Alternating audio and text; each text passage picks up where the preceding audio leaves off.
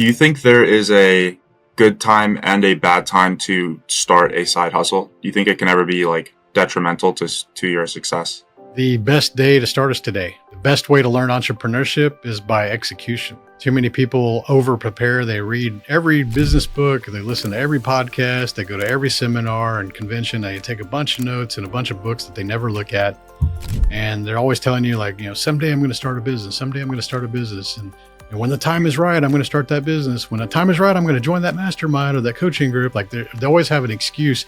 Everything's like someday. And I always think about, like, talking about calendars. Like, I don't have a calendar that says someday on it. Like, there is no someday. Is it Monday or Tuesday or Wednesday? Like, there's no someday on your calendar. So if you keep saying the word someday, it's never going to show up on your calendar.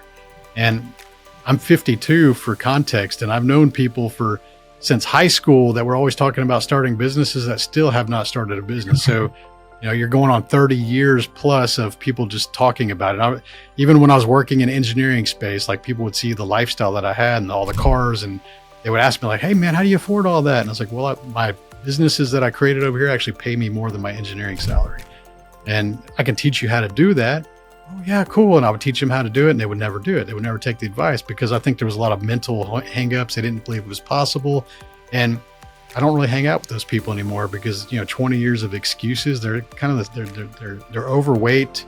They don't understand, like, why they're not making money. They're complaining about their job on Facebook. It's like, man, I gave you advice 20 years ago for 5 years and you still didn't do anything with it. So not everybody's meant to do that, but they all got the same excuses. You mentioned that you give advice, the people like never follow it. Do you think that's a reason to just like provide a bunch of value and not hold anything back on social media? You could hear the frustration in my voice when I was talking about those people in my past. And it's because anytime we're trying to educate or see the potential in people and encourage people, and they don't jump on it and they don't do anything with it, you do take that personal. You kind of feel that. And there was probably a shift that occurred around age 40 when I started to realize, as I became more public with the things I'm doing, that not everybody's intended to have your information.